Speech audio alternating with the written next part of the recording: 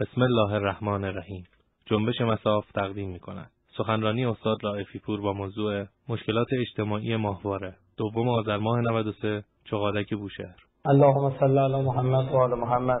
اعوذ بالله من الشیطان اللعین الرجیم. بسم الله الرحمن الرحیم.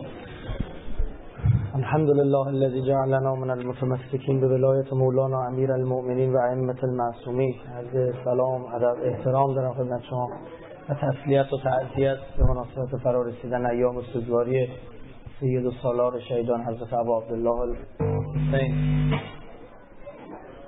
خب از اینکه در خدمت شما بزرگواران هستم خداوند متعال شاکرم. بحثی که ما یعنی زمانی که در خدمت شما خواهیم بود نزدیک 1 ساعت و پیرامون بحث ماهواره قرار خورده مزاحم شما عزیزان بشم و صحبت بکنم. حالا من عرض کردم به بزرگواران که جلسه دارن برگزار میکنن قراره سیم چیز برسه ویدیو پروژکتور. حالا من عرایزم رو شروع میکنم، اگر رسید که من یه سری فایلایی بابت اون کاری که گفته بودم براتون پخش میکنم. اگرم نرسید دیگه ما گفتیم و شما باور کنید دیگه.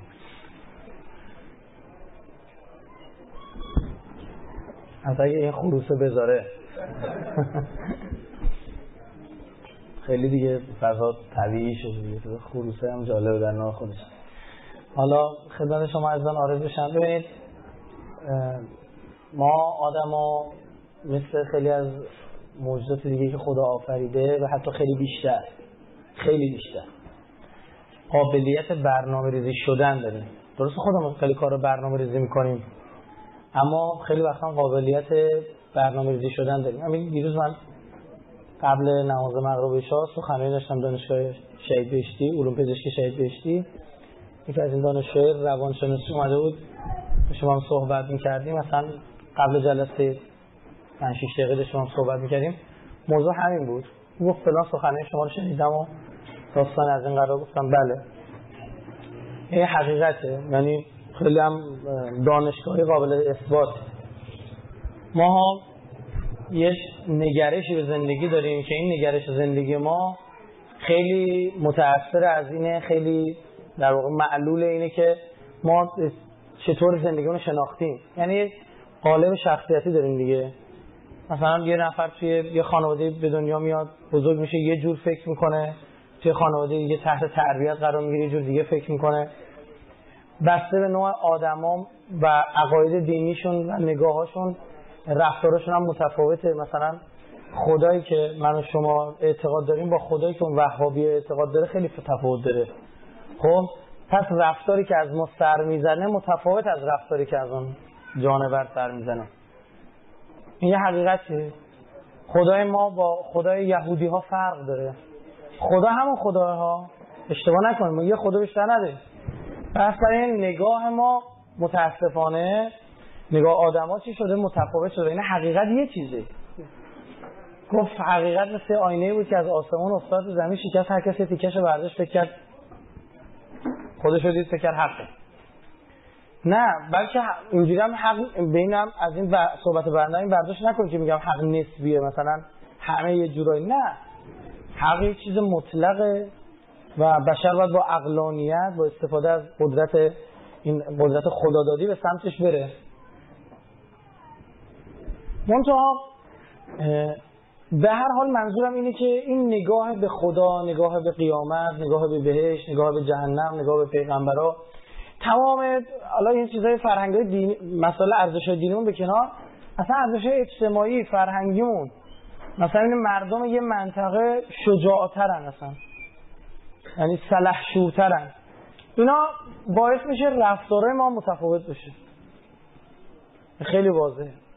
مثلا معروفه یهودی‌ها ترسوان، نه همه میدونن، یا یهودی‌ها پول پرستن، زرندوزن. این در اثر حالا چی بوده، چی شده به وجود اومده محل بحث ما نیست، اما این هست. وقتی شما داری با یه یهودی میجنگی، یک شلیک گلوله یا یک دونه کشته برای تو یه معنی داره، برای اون یه معنی دیگه داره. برای شما یه معنی داره، برای اون یه معنی دیگه داره. شما یک کسی از شما بکشن، شما شهید و کلی افتخار و اسمش رو در و دیوار میزنی و تشییع جنازه چند ده هزار نفره برگزار میشه ها، اما در اسرائیل اینطوری نیست. یک دونه کشته یعنی فرار یهودی از اسرائیل، چون نگاهشون متفاوت. پس حالا دیدید چقدر جالبه، ما آدما دقیقاً بسته به نوع نگاهمون رفتار متفاوت از همون سر. خب حالا من میبینم یک جماعتی هست رفتاراشون مناسب حال من نیست، هرچند بهشون بگم این کار نکنید کار خودشونو میکنن، چون به این نتیجه رسیدن باید این کار بکنن. راهی که من میتونم جلوی اینا بگیرم اینه چیه؟ دست بزنم رو همون ارزشایی که این نگاه در اونها به وجود آورد، خداشون رو تغییر بدم. یا عجب، این نگاهی که اینا به خدا دارن باعث میشه که اینا سلحشور باشن، بجنگن، عاشق شهادت بشن، نگاهشون رو به خدا عوض میکنه. میگم عجب، یه فاکتور دیگه هم هست تو این زمینه اثر داره، یه عامل دیگه هم هست اثر داره. اون چیه؟ اون مثلا امام حسین ایناست. این حسین هم من باید بزنم تا جایی که میتونم. مفهومشو میبینم آقا اینا جامعه ای هن که ناموس براشون مهمه. خب اینم باید دست بزنم روش. یه قبلش باید این مفاهیم رو بزنی تا اینم سقوط کنه. پس حالا که من میخوام یه جماعتی که علیه من دارن یه حرکتی انجام میدن و بشونم سر جاشون و با جنگ هرچی جنگیدم فایده نداشته، به نتیجه دیگه میرسم یه کار دیگه میکنم خیلی ساده، کم هزینه تر. من چیکار میکنم؟ نگاهشون رو عوض میکنم. اتفاقی که داره میفته همینه. یه چیز جالب براتون بگم. ابن ملجم یه روزی وقت امیرالمومنین به خلافت رسید، بعد از 25 سال خونه نشینی، رسم اون روز اعراب این بود که میرفتن برای بیعت. بیعت هم نمیشه که همه برن بیعت کنن، که معمولا طبق همین رسومی که همین الان هم بین اعراب هست، شیخ عشیره بلند میشد میرفت، به نماینده شیخ عشیره. بعد یمنی ها میخواستن بیعت کنن با امیرالمومنین، گفتن چیکار کنیم؟ گفتن 100 نفر رو انتخاب کنیم. 100 نفری، 100 نفر زیاد. نشستن از کل جماعت و عشیره هایی که در یمن بودن 100 تا رو انتخاب کردن. از توی 100 تا 70 تا انتخاب کردن. از توی 70 تا 10 نفر انتخاب کردن. یعنی 10 نفر شدن چی؟ خلاصه جماعت یمن. اینا که اومدن گفتن هر 10 تامون هم که نمیشه حرف بزنیم، یه نفر به نمایندگی بقیه سخنگو باشه. اومدن بین خودشون صحبت بالا پایین کردن. کی انتخاب کردن؟ ابن ملجم مرادی، که لفظ درستش ملجمه. ملجم در زبان عربی یعنی لجام زن، کسی که افسار میبنده. ملجم یعنی کسی که بهش افسار بسته شده. البته در مورد این جانور ملجم هم جواب میده. حالا خب این بلند شد اومد، یکمی فکر کنید تو رو خدا، کسی که تا این حد مورد اعتماد اون مردم بوده برای بیعت با چی؟ با امیرالمومنین، بعد چی میشه این ابن ملجم اینجوری سقوط میکنه؟ چی میشه؟ نگاهش به خیلی چیزا عوض شده، تا جایی که کسی که پا رکابش یه روزی میجنگیده، میدونی ابن ملجم سپاه امیرالمومنین بود، خودش مقابلش میایسته، میره کنار خونه کعبه، قسم میخوره که بکشدش. و نقشش هم چیکار میکنه؟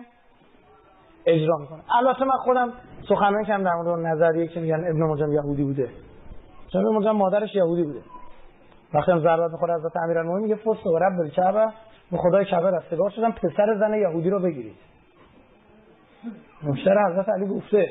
حالا بمانه، ما همین نگاه عامی که تو تاریخ عمومی ما وجود دارد، من رو همین بحث میکنم که این مریضایی هم که وجود دارن بیکارن میان ور میرن میگن چرا شما اینجا یه نظریه جدید دادید، چرا فلان، چون همیشه عادت دارن اینا مثل توتی تکرار کنن، دنبال یه سخن تازه، تحقیق تازه نیستن.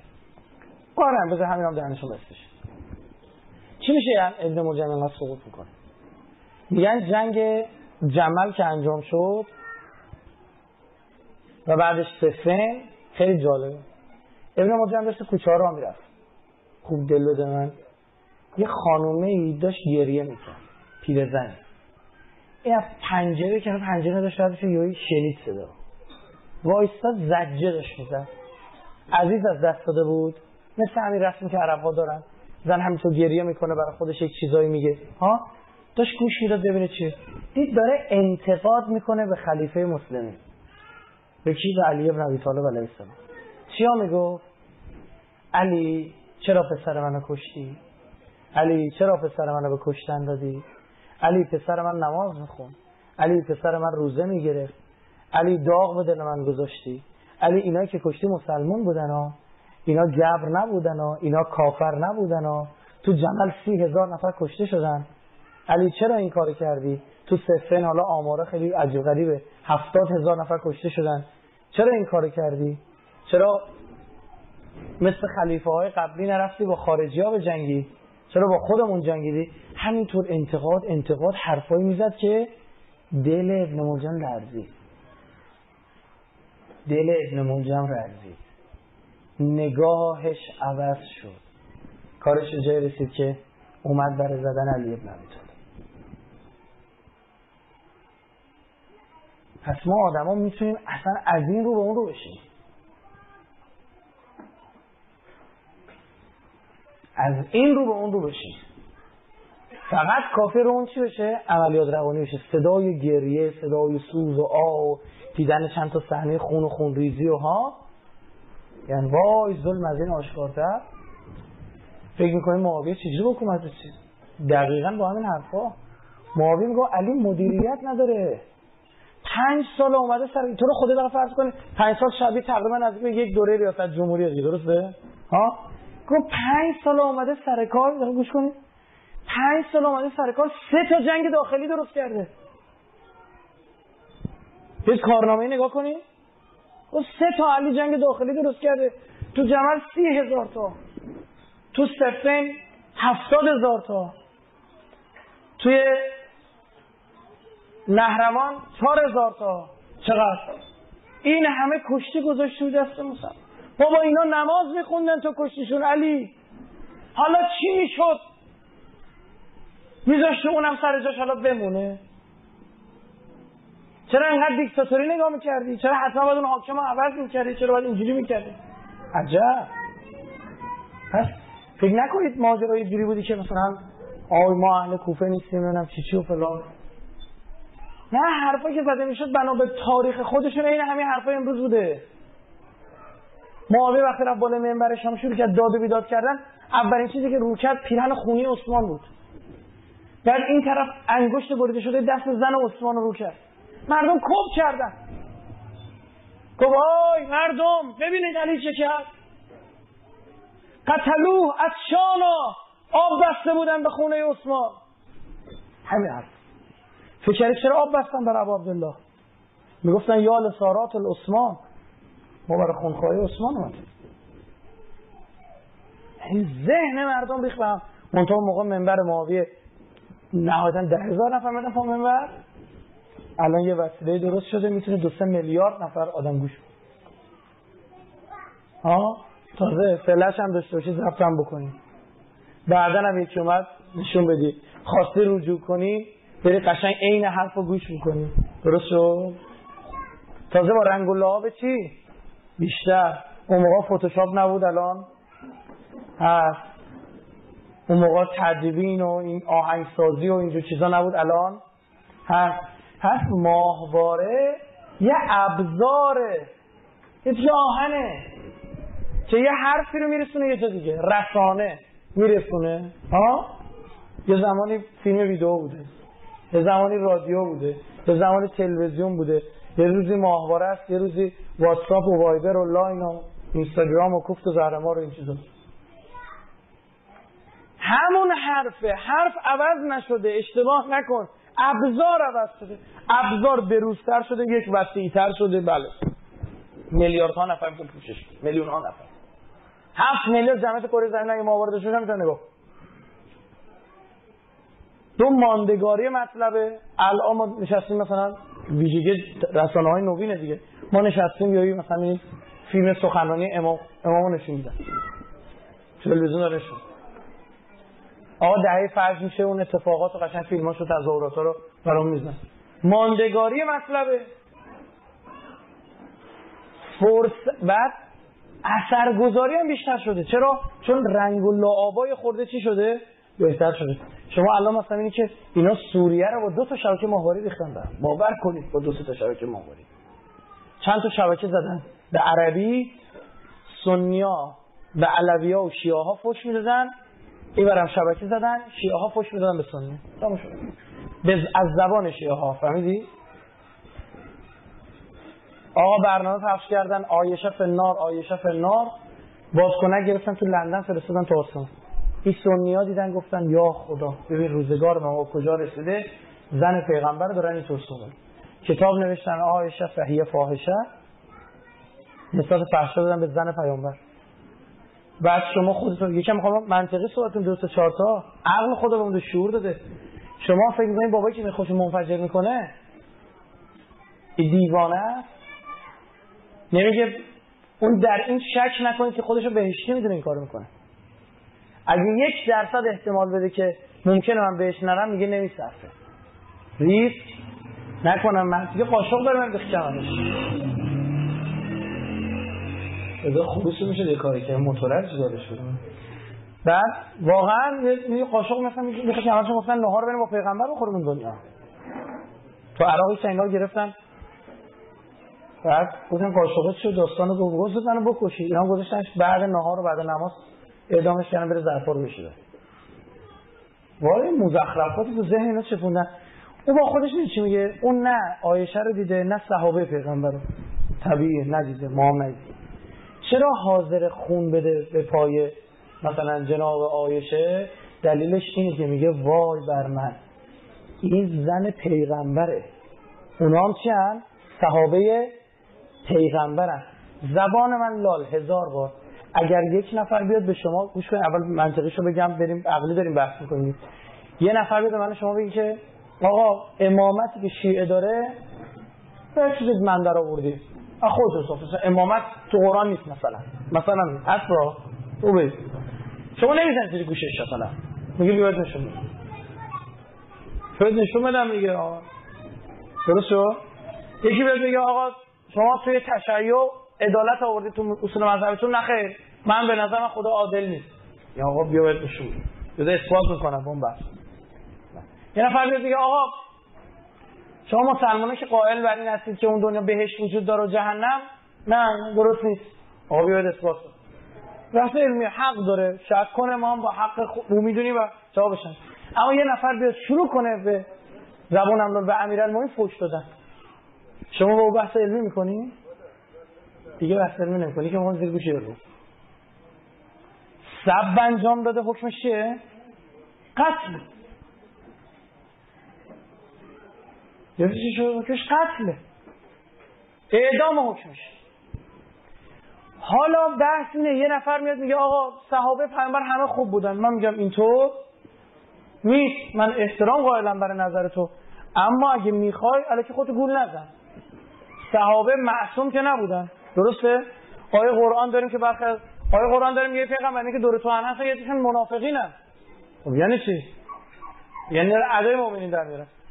ها این بحث علمی یه چیزه میده، من کارم همینه دیگه. ها ما جزء مجموعه بودیم که بیشترین تعداد مستفسرین رو ما داشتیم، شیعه شدگان، کاملا هم منطقی و علمی و فلان.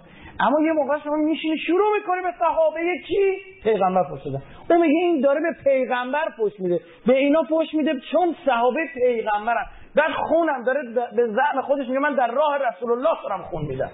فلان شد. دید ماجرا چی شد؟ چرا منطقی بود تو چهار. ما اگه ننوامون سنی بودن سنی میشدیم، شیعه بودن شیعه میشدیم. خیلی وقتا این دینا چیه؟ ارثیه. چند خوب نیست آدم رو تحقیق کنه بهشون بگم. خب اما شما میبینید یک فضایی رو به وجود میاره در سوریه. ما اگه این کابل رسید عکسش رو شما نشون میدن چطور اومدن رو مخ مردم رفتن. عزیزان جمعیت شیعیان در سوریه 2% هم نیست. باور میکنید؟ شیعه ها تو سوریه 2% هم نیستن، هیچ سهمی هم از قدرت ندارن تو حکومت سوریه، هیچ. یعنی سنیا، مسیحیا، دروزیا، لایکا، بیدینا وزیر دارن توی دولت، شیعه هیچی ندارن. جز مظلوم ترین اقشار توی سوریه. 2 تا شهر اینا دارن همش، نبل و الزهرا که عمده جمعیت شیعه اونجاست. اینا هم اصالتا سوریه‌ای نیستن، مهاجرین 100 سال 200 سال پیش بقاع لبنان همونا هم چی؟ اصلشون سوریه‌ای میتن لبنان رفتن کوچ کردن رفتن اونجا.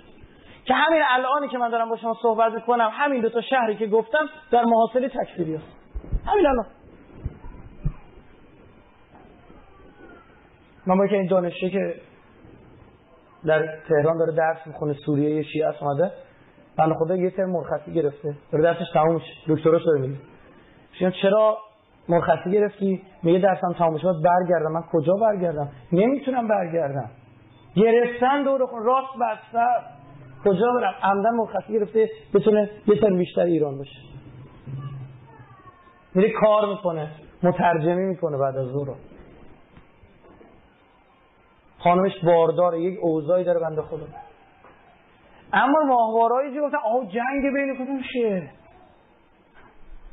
یعنی اینجوری گنده شد.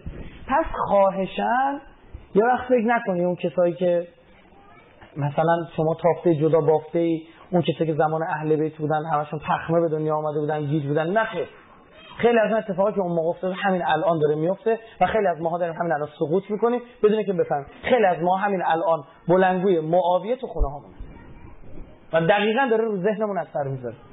به خدا ما فکر میکنیم نه حتما باید خود معاویه گور در بیاد بلند شه بیاد زمان شما صحبت کنه. اینجوری نیست. شبکه ماهواره‌ای نداریم که نشسته به اهل بیت توهین میکنه. شبکه ماهواره‌ای نداریم که اسلام و قرآن و همین رو زیر سوال میبره. چی؟ شبکه وهابی نیستن فارسی زبان که صبح تا شب دارن عقاید شیعی حجمه میبرن توهین میکنن. حرومزادا برداشتن و ایام فاطمیه بود میخواستن روی بحث سخت حضرت محسن صحبت بکنن برداشتن یه خانومی رو با مانتو باردار با کاریکاتور کشیده بودن نقاشی پشت در با او داشتن میگفتن ببینید آیا اگه در بخوره مثلا یه خانم میتونه سخت جنین بکنه یا نه. با شیعه اینو میبینه آتیش نمیگیره. خب برای عمدن و برای همین به اونجا با دلارای عربستان کجا بره. بعد عین همین هم هست سنیه نشسته مینه ای بابا یکی نشسته که تولد درست کرده روش نوشته آیشه فی النار. بعد چیکار میکنه این کیک رو داره تقسیم میکنه او هم آتیش نمیگیره میگیره. بعد اون وسط اسرائیل میشینه لم میده نگاه میگه ای برای کنه انداختم جونم. دو تا اینا لبای قیچی انا دو تاشون لبای قیچی ظاهرا دو تا لبه قیچی دارن با هم دعوا میکنن ها دست یه نفر دعوای سوریه. مهم نیست شاید حتی خود این لبه های قیچی هم ندونن تو زمین بازی کیه. اون دستی که هر دو تا اینا رو گرفته داره باشون میبره. مقراض دست یکی. شما دفترشون کجاست؟ لندن، امریکا، یکی امارات، سعودی. این داستان ماجراست. وگرنه ما قائل بر تبرع و تولا هستیم. اصلا دین بدون تبرع و تولا دین نیست. مگه میشه برای اسلام از بخش از اسلام گذشت؟ نمیشه که. منتها بحث حکمت یه چیز دیگه است. امیرالمومنین وسط جنگ یا سپاه معاویه شروع کردن فحش دادن به سپاه امیرالمومنین و حضرت اینا شروع کردن چیکار کردن؟ فحش دادن. یک وضع شده بود فحش دادن به هم دیگه وسط. حضرت اومد انی اکره لکم ان تکونوا من السبابین. گفت من کراهت دارم من علی شما تو فحش و فحش بازی اینا شراکت بکنید. منطقی نقدشون کنید. علمی معاویه نامه نوشت به حضرت علی. اینو باید بگم اینا رو گفته نشه داستان میشه. ببینید عزیزان اون الان مثلا به شما میگن شیعه کسیه که میگه حق امیرالمومنین بعد از رسول الله قطع شده و از اول هم علی تنها کسی بود که لایق خلافت بود. در منکرش هم من خود شیعه اینو قبول دارم. خب تموم شده. 0.1 میلیمتر هم از این عقب نشینی نمی کنم. نه سر تعصب حاضرم مناظره علمی کنم که علی جانشین بلافاصله که بود پیامبر علیه السلام بودن. در هیچ شکی وجود نداره. منتها روان به این گشی زمان امیرالمومنین و جنگ هایی که داشت دوستا اینجوری نبود. مردم 4 دسته بودن. یک دسته میگفتن بعد از شیخین یعنی خلیفه اول دوم شیخین که بر حق بودن، بعد شیخین حق با عثمان بوده، به اینا میگفتن چی؟ عثمانی. علی و اولادش و مالک اشتر، یعنی امام حسن و حسین و مالک اشتر، اینا قاتلان عثمانه، بایدم مجازات بشه، به اینا گفتن عثمانی. اون 30,000 نفری که اومدن جلو ابا عبدالله جنگیدن اینا بودن، بغضن لعبیک. اونا شیعه نبودن، یه اسمس مزخرفی بود پخش میشد، آی منتظران مهدی به هوش باشید، حسین را منتظرانش کشه، دریوری بود. شیعه چجور منتظر؟ شیعه بود، یعنی اون که حسین کش شیعه. چجور شیعه بود میگه بغضن لعبیک؟ من بغض به بابات دارم، به حسین گفتم. چجور میشه شیعه علی وجه بغض علی داشت؟ مزخرف. نه عثمانی بود. یه عده‌ای هم بودن نه علوی بودن، علوی و شیعه. اینا کیا بودن؟ خوب گوش کن. اینا هم شیخین رو قبول داشتن، کاملا هم قبول داشتن، این عثمانی ها. منتها میگفتن نه، حق با علیه، علی تو قتل عثمان دست نداشته، کار معاویه بوده. به اینا گفتن علوی و شیعه. علوی و شیعه. یه عده‌ای بودن خیلی خیلی کم بودن، به اینا گفتن رافضی، اصلا کافر. اینا گفتن از اول هم حق با علی بود، اشتباه کرد. به اینا گفتن رافضی، کافر.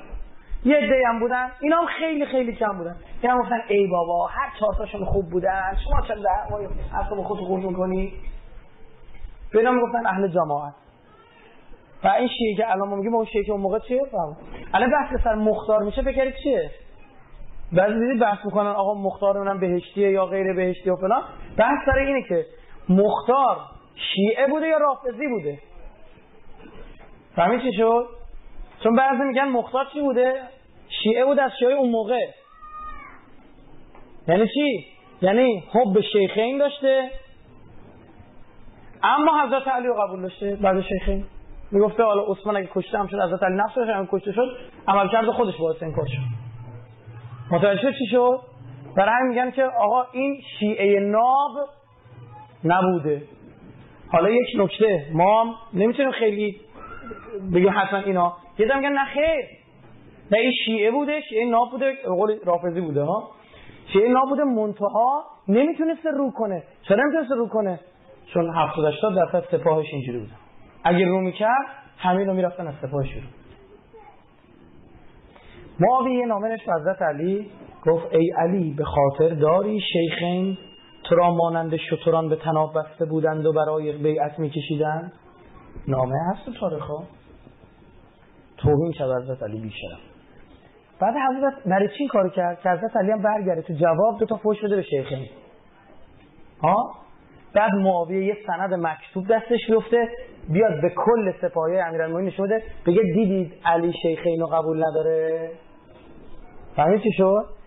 فحش داد که حضرت علی هم فحش بده، این فحش رو ثبت کنه بره این برابر نشون بده. درست شد؟ حضرت علی خیلی باهوشه، امام معصوم. حضرت فرمود که خواستی خار کنی اما ستودی. تو خواستی منو خارم کنه اما نفهمیدی ستودی. این که انسانی مظلوم واقع شود ایراد از او نیست. اما حضرت علی هیچ توهینی نکرد. حضرت گفت به تو چه ربطی داره؟ اصلا تو اون قد و قواره هستی که در مورد صحابه اظهار نظر کنی؟ الدهر انزلنی ثم انزلنی ثم انزلنی حتی یقول معاویه و علی. حضرت میفرمود انقدر این دنیا منو پایین کشید کار به جای رسید میگن معاویه و علی. اسمانی معاویه میذاره. حضرت گفت تو چی کاری؟ تو مبنا اکلت الاکبادی، تو هیچ نقشی نداشتی تو اسلام.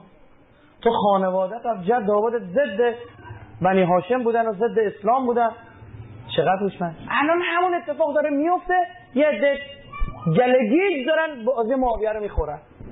اونا عمدن فحش میدن که تو هم فحش بدی اینا ثبت کنن و برن بخش کنن. تو شیعه علی نیستی، اگر میبودی بازی رو نمیخوردی.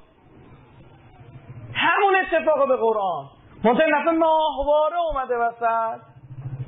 نامه‌نگاری نیست، برنامه تلویزیونیه. نامه‌نگاری نیست، برنامه تلویزیونی. ما در دفاع از تشیع نیازی بهش میگم تبرع بحثش فرق میکنه، اشتباه نکنید. دری بودن از یک مطلب یعنی اینکه من اعلام براءت میکنم. یعنی چه؟ نه حضرت علی خودش متوجه نبوده. بتونم بگم سپاه حضرت علی تعداد قابل توجه و بسیار زیادشون شیعه بودن، علوی بودن. یعنی چی؟ یعنی شیخین رو قبول داشتن. با چه حضرت علی با لقب اینا فرق نکرد بیرون. برید بیرون. یه آزمون تفتیش عقاید میذاشت. یه جوری نه. یه آزمون بده بعداً استفاده. نخیر. مختار هم نمیتونه حرف بزنه. مختار هم نمیتونه سند قطعی نمیتونه بیاریم که حتما مختار شیخین رو قبول داشته. چون نمیتونه حرف بزنه. سپاه همش ریزش میشه. اینجوری بوده. همون اتفاقا امروز داره یه بار دیگه میفته. فقط فوش میده به کوفی‌ها. من وکیل مدافع کوفی‌ها نیستم و نماینده مجلسشون هم نیستم که من از کوفی‌ها بخوام دفاع کنم. نه میخوام بگم مرد بخواد فوش بده لااقل مردونه فوش بده. بله خود عرب‌ها برای کوفی‌ها در مثلا ساختن کوفی لا یوفی. الکوفه ها الکوفه ما دامت الدهر فی الغدر معروفه. خود عرب‌ها دارن. لازمه که من شما بگم. من وکیل مدافعشون نیستم. منتها میخوام بگم که یه وقت میام شروع می‌کنید فوش دادن خودمون رو فراموش می‌کنیم.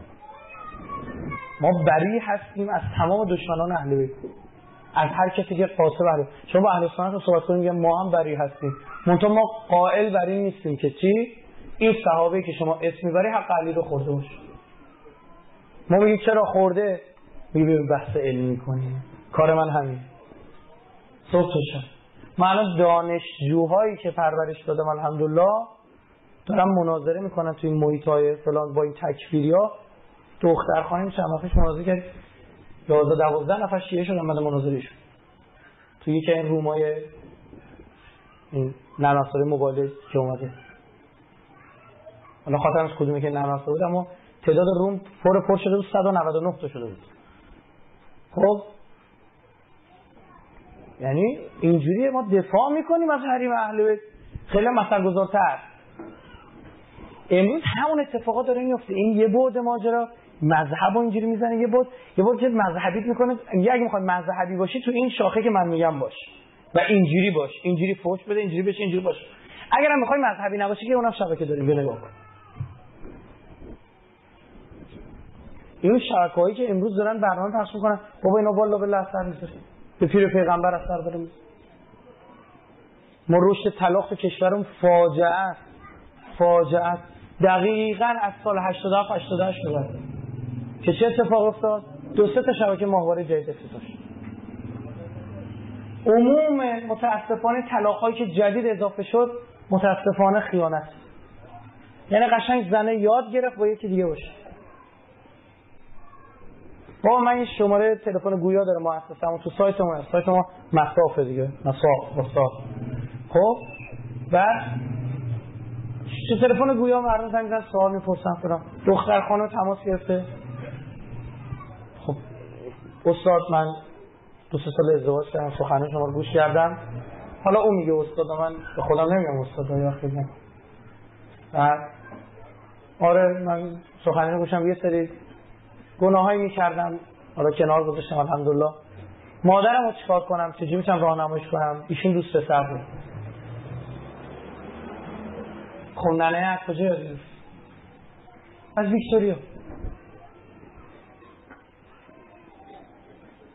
آره دیگه آقا وقتی آقای ماهواره آورد خونه مثل من بگم چه سرگرمیه نه لهو و لعبه. قرآن چی گفت؟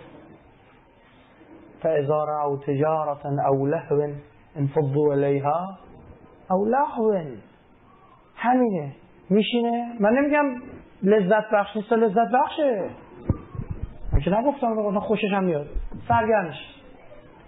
بعد چه اثراتی میشینه؟ و مثلا داره حریم سلطان نشون میده. این آقایی که اصلا با عاشق سیبیلای اون سلیمان پاشا شده. نه بابا این ما گرفته خرم سلطان نگاه میکنه. اصلا بهش هم میگن امشب چی داره نمیگه حریم سلطان، میگه خرم سلطان داره. میگه یعنی من با سریال کار ندارم، من با همین آدمه کار دارم. بعد غافل از اینکه چی خانمش هم داره خوشتیپای سریال رو نگاه میکنه. بالاخره مردش هم مثل حضرت علی شکمشون دیگه تو این قاعده بزرگ نشده که شخص پاشون رو نبینن. قدای آنچنانی چه شبروی اینجوریه ها. اینم از اون خوشش میاد. اینقدر من اصلا با کسی کار ندارم، با آمار دادگستری و نیروی انتظامی و نمیدونم دادگاه خانواده و هیچ چی کار ندارم، با خودم کار دارم. چیزی که خودم دیدم، چیزی که به خودم رجوع کردن تو دفترم، نامه‌ای که برای خودم نوشتن، زنگایی که به خودم زدن. میگه بابا پاش وا شد به خونمون، شوهرم سر گوشش چون بله خب سلیقه‌اش عوض میشه، یه قیافت خوشش میاد، تکراری میشه براش، رنگ و رنگ داره اونجا پخش میشه. دین ایمون نداشته باشه تموم رفته. تو خیابونم عرضه تا دلت بخواد هست که اینا جذب کنه بره. 20% آمار طلاق داریم، درست شد؟ 21%. از هر 5 تا ازدواج تو کشور یکیش طلاق.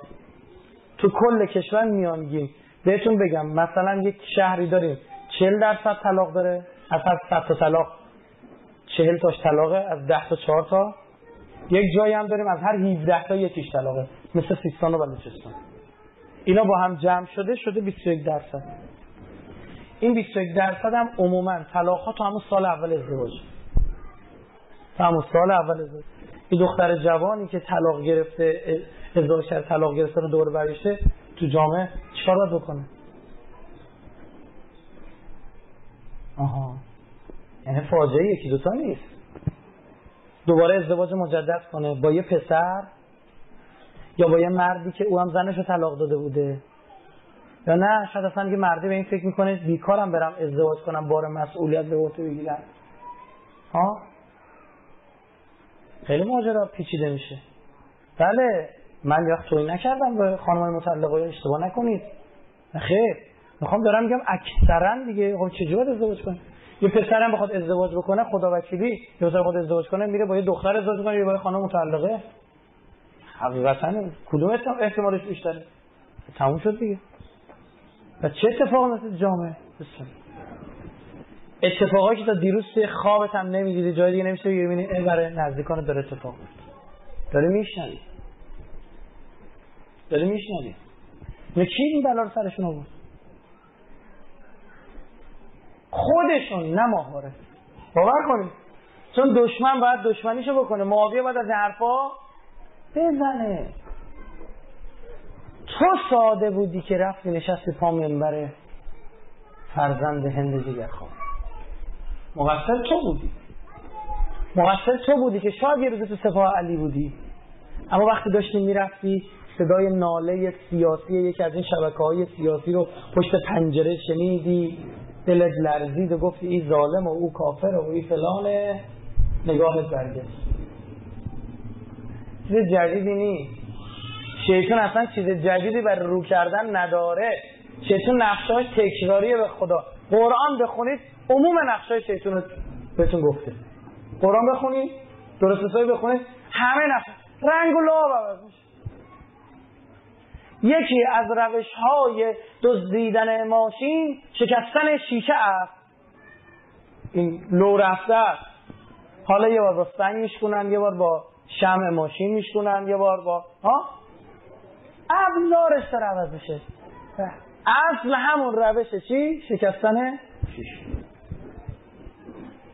تموم شد رفت. هیچ اتفاق جدیدی خواهرم برادر عزیزم نیفتاده. داستان همون داستانه. لوژه‌های فراماسونری مخفی بودن چون حرفایی میزدن که جامعه بر نمیتابید، جامعه قبول نمیکرد، مردم گارد میگرفتن. اینها میومدن صحبت میکردن از نبودن خدا، از بی خدایی، جرئت نمیکردن. بعد به من گفتن که آقا چرا 4 سال دیگه در مورد فراماسونری صحبت نمیکنید؟ گفتم اگه فراماسونری تموم شد امروز لوژه‌هایی که دونه دونه تو خونه‌هاتونه دریابید. حرف مگویی که لوژه‌ها نمیتونستن علنی بزنن چون مردم تیکه پاره‌شون میکردن، امروز علنی داره زده میشه. هر خونه امروز یه لوژه. یعنی چی؟ خب بیا شرایط ماهواره‌ای داره میگه خدا نیست. این واضحه اصلا پیچیده این. مستند میسازه، برنامه میسازه، میگه حضرت موسی معجزه نکرد که از دریا رد شد جزر و مد و آب و یاد بلد بود. نساختن؟ جزر و مد و بلد بود تا جزر شد در رفتن مد شد اون فرونی. حالا یه آدمی عاقل باشه میگه بخوش میگه آخه مت یهویی نمیشه مثلا یه 3 متر یهویی در 10 ثانیه بیاد بالا. ها اتفاق فرعون هم داشتن رد میشدن، هی آب میومد بالا، هی میومد بالا، هی میومد بالا، هی میومد بالا، هی میومد بالا. اینا نمیفهمیدن، بیشعور بودن، همین چیزا اصلا بودن. این اواخر هم احتمالاً رو اسبشن اینجوری میرفتن که دیگه غرق نشن. ها باری کلا به همچین پیغمبری، آخه نهایتش اینه دیگه ها، باری کلا به همچین پیغمبری که اینقدر دقیق جزر و مد و بلد بوده، فوقش هم اینه. یعنی خورده فکر آقا یک چیزایی حضرت موسی فسفر تو دستش میگرفته میورده نشون میداده، نور میزده از دستش. اون تو هم برو ورده فسفر بسیزون تو دستش هم میتونی نگرداری. شروع میکنن دارن دقیقاً همون تفاسیر پوزیتیویستی و که آقا نه اینا یا پیغمبر یا آدم باهوشی بودن، نجوم بلد بود، مثلا موسی میدونست که میخواد چی بشه. اون یکی پیغمبر منجم بود، میدونست شهاب سنگ میخواد بخوره به زمین. آقا کدوم منجم میومد شهاب سنگ و بعد خود شهاب سنگ به زمین در آورده بدون تلسکوپ؟ شهاب چجوری دیده؟ این عذابی که از آسمون سنگ بارید این بوده. آخوند تو مملکت خودمون اینا کنید دارن در مورد مریخ صحبت میکنن. جلسه تفسیر قرآن گفته آیه قرآن داره میگه که افرقنا بکم البحر، همچین آیه داریم که میگه ما به بنی اسرائیل به واسطه شما دریا رو شکافتیم. این چون گفته به واسطه شما، پس این دریای شکافتنش اینا شنا کردن.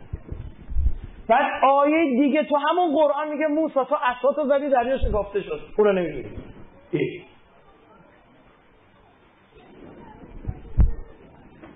آخوند تو این مملکت خودمون سخنرانی ازش پخش شده تو کلیپا. آقا این خالدین فیها ابدا مثل همین عملکرد داعش.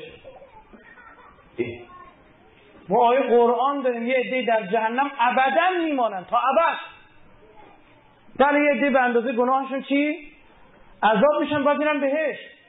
یه مهری هم میخوره پیشونیشون داری، خوبش هم داری، لازمه که تو بگی. اما یه عده چیه؟ ابدیه، چون ظلم ابدی کردن. خودشون هم کردن، کسی هم دستشون بگی بران شدن.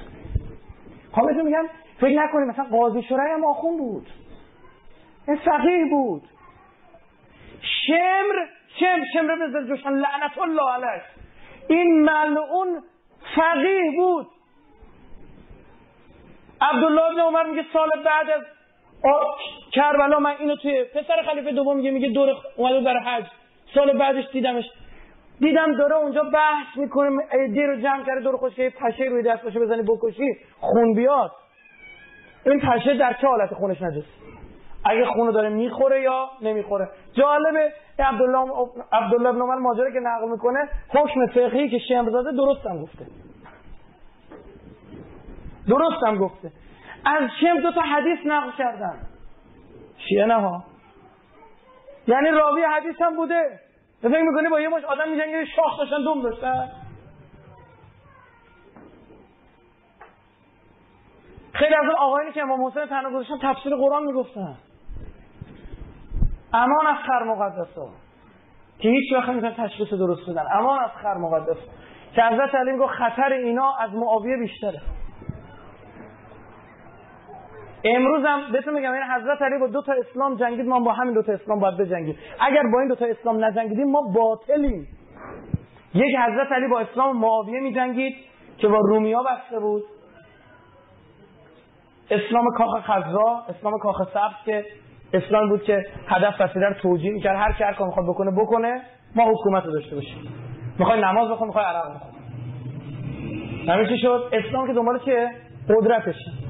اسلام سکولار، اسلامی که سیاست و دیانت از هم جدا شده. معاویه وقتی اون صلح با امام حسن امضا شد یه عبارت عجیبی میگه فکر کنم من برای نماز روزه با شما جنگیدم، ساده من حکومت رو خواستم به دست آوردم، اینقدر میخواد نماز بخونید میخواد نخورید به درک بمج. حضرت علی که با اسلام معاویه داره میجنگه، یکم با اسلام نهروان، اسلام خر مقدسا، اسلام کسایی که تو سجاده خوابشو میبره، اسلام کسایی که این پینه که رو پیشونیشو میزد مثل زانوی شتر بود، با چاقو میتراشیدن.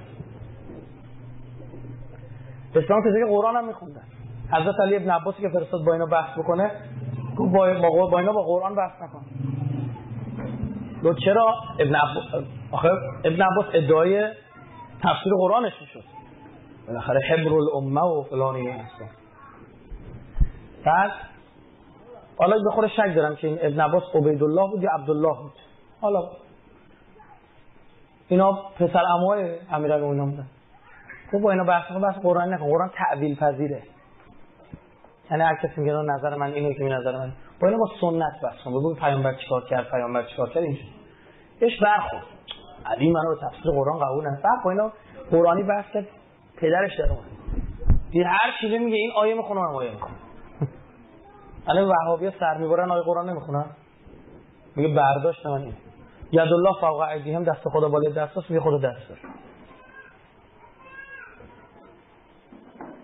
و جاء الحق والملك صفا صفا، جاء میگه خدا اومد، پس خدا چیه؟ پا داره. خدا چشم داره. خدا به قول یک از این وهابی گفت جز عورت هر چی بگید در مورد خدا میتونم اثبات کنم. بزرگان اینا گفتا. این کار رو کجا رسید؟ خب اینا هم اسلام. امروز هم ایران با این دفعه اسلام داره میجنگه. یک طرف اسلام ترکیه که دقیقاً شبیه به اسلام معاویه است که حکومت سکولاره، هر کاری می‌خواد بکنه بکن، با حکومت کار نداشته باشه، یه روز با داعش می‌بنده، یه روز با ایس می‌بنده، یعنی پدر سوختگی توی ذاتشونه. سیاستمدارای ترکیه. یه اسلام عربستان سعودی. دقیقاً تو کشور خودمون هم شما با این دو تا اسلام داری می‌جنگی. یه اسلامی که خیلی سری دوست دارن ببندن اونوریا. یه اسلامی چی خر مقدسایی که نه همه کافرن، همه نجسن از نگاه اینا. امام برید بخورید، امام به هر دو تا اینا فوش میداد. بهم گفت اسلام آمریکایی، به یکم گفت اسلام خر مقدسا. بچه امام توی کوزه آب خورده بود، اینا میگفتن نجسه. اسلام خر مقدسا. کجای کاری؟ امروز تمام این اسلام ها شبکه ماهواره‌ای دارن. اسلام صحیح رو نمیزنن شبکه ماهواره‌ای داشته، میزننش. همین نشون هستم شدم. شما میبینید مثلا این رو اللهیاری شبکهش تو آمریکا. در آنتاکسی بود اونجا دیگه. یک سال اونجا رو آنتاکسی بود، شناسایی شد توسط یک جریان خاصی که عملا شبکه فدک هم مال اوناست. بهش پول دادن، در اسمش بود، گفتن مطلبم بهت میدیم، بیا برو این شبکه رو بزن. شاید یکی فوش میده مثلا به یه بحث علمی به کنار، میفهمی چی میگم؟ که آقا تو این کتابتون اینو نوشتید. خب اینو منم میدونم تو این کتاب نوشتم. حتی گنده تراش قبل از شما اومدن کتاب نوشتن، علامه امینی‌ها 10 جلد کتاب نوشتن. اگه تو کتاب ننوشتی، من کتاباشو نوشتم، تو داری میگه ببین تو این کتاب کتابی دیگه چیز جدیدی نیست. متوجه چی شد؟ منتظر چیکار میکنه؟ بلد فن خطابه داره، بعد فوش میده، یه عده میگن آخه جیگرمون خنک شد لاغر. نه به فوش اینجوری تو بازی داره میخوری. اولش فوش میده، از اون خون داره ریخته میشه. کی داره ضرر میکنه؟ به خدا ما تو امنیتیم، حالمون نمیشه. این نفر عراق بودم 27 روز پیش. من شب اول محرم عراق بودم. بعد اونجا بودن، پسر خانواده‌اش تو کرکوک اینا حمله کردن، داعش و پناهنده شد اومدن نجف. هیچ چیزی اصلا تنم لرزید. حرم امیرالمومنین روبروی ایوون طلا نشسته میشد سال. گفت زنمومو به اسارت بردن داعش. خب این هست اتفاق بر خودمون بیفته تا تکون بخوریم؟ خدای نکرده. اونام سوریه کشورشون امن بود، چی شد اینجوری شد؟ حتی همین چیزا در نسل ناآگاهی ها در میاد. آقا طرف مهم نیست چند هزار رکعت نماز بخونه، برای خودش داره میخونه. مهم نیست چقدر شعور داره، چقدر فهم داره، چقدر به درد اسلام میخوره، چقدر به درد جامعه میخوره. فقیهی که امروز به درد اسلام میخوره، فقیهی که بتونه مسلمونا رو جونشون رو حفظ بکنه. جدی میگم. وگرنه الان مشکل تشیع این نیستش که شما نماز میخونی این انگشت رو تا اینجا بیاری بالا یا تا اینجا بیاری بالا. فهم چی میگم؟ ما فقه و اعتقاد داریم خیلی مهمه که انگشت تا کجا باید بیاری بالا. همینا دین ما رو نگه داشته. من اینو رد نمی‌کنم، اما میگم این مشکل امروز ما نیست. مشکل امروز ما اینه که چجوری میشه جلوی اینا ایستاد، درست ایستاد، چجوری مثل یک شطرنج باز حرفه‌ای اینا رو مدیریت کرد. شما می‌بینید دقیقاً همون مراجعی که دم از وحدت می‌زدن در مقابل اهل سنت، وقت حمله این تکفیرها از همه جانانه‌تر ایستادن. این چراشون رفتارشون معقوله. بله ما وحدت داریم، اما در موقع کسی اسلحه دست بگیره آروم میشینیم بیشتر جاش. سوریه رو کی حفظ کرد؟ ما جمهوری اسلامی ایران سوریه رو حفظ کرد. شیعیان سوریه رو ما حفظ کردیم. شیعیان عراق و جمهوری اسلامی ایران حفظ کرد. فتوای آیت الله سیستانی حفظ کرد. بهتون بگم اون شبی که اینا حمله کردن همه ارتش عراق در جیم فنگ فرار. همون شب بغداد سقوط کرده بود اگر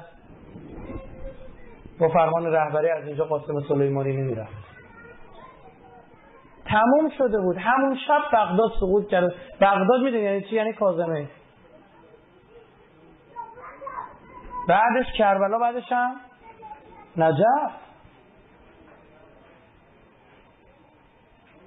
میخوای خود توضیح بیشتر بدم ماجرا یعنی چی؟ یعنی تجاوز ناموس شیعه، یعنی داغون کردن، خراب کردن، یعنی دست برسه به قبر، اینا دستشون برسه به قبرها جنازه بیرون میکشن. نیاز به توضیح بیشتر نداره دیگه. کی حفظ کرد؟ همون کسی که از وحدت صحبت میکنه به وقتش. این تفکیک کردن خیلی کار خوب میکنه که آقا ما با تو مشکلی نداریم. الان خیلی جالبه یه مسیحی پیغمبر من و شما رو اصلا قبول نداره، درسته نه؟ پیغمبر من و شما رو قبول نداره. آیه قرآنش از رو میخونم. ببین من استدلال دارم که میتونن همتون بگم ما یکی از همین آقایون هستش که خیلی داد و بیداد میکنه تو کشورمون، خب و از لعن و فلان اینجوری صحبت میکنه. من با ایشون جلسه داشتم، من هم جواب میدم. من اصلا یک ساعت 20 دقیقه نشستم صحبت کردم، هیچ استدلالی ندیدم، هیچ استدلالی ندیدم. یعنی من بحث قرآنی میکردم، حدیثی میکردم، برام جالب بود که قطعا ایشون بالاخره باید خیلی مسلط‌تر از ما بود بر قرآن و حدیث و این هست. آیه قرآن گوش کن، لا تجدن، نه یه روزی میفهمی لا تجدن ستا به عربی ستا تو ادبیات عربی ستا تاکید داره، لام تاکیده، تای مضارع استمرار تاکید، نون مشدد تاکید. لا تجدن، نه یه روزی میفهمی اشد الناس، بدترین مردم عداوه در دشمنی للذین آمنو، برای مؤمنان الیهود والذین اشرکوا و مشرکان. این کار ندارم گلش. یه روزم میفهمم فهمیدیم استاد دانشگاه خدا ما گفت خدا گفت من به شما میگم میخواد بفهمید میخواد نفهمید، یه روزی بالاخره میرسی. اینه چیه؟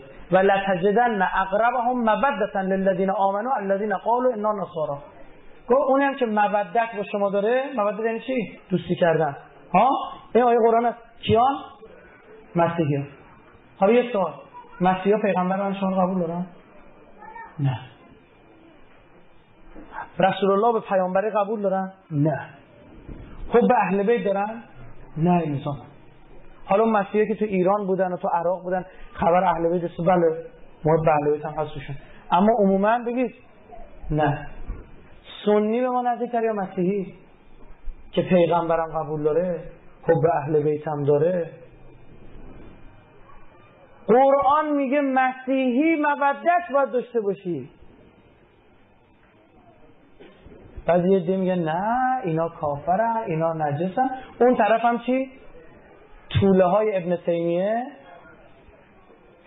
و وهابی هم میگه نه هم اشد خطرا من الیهود و النصارى.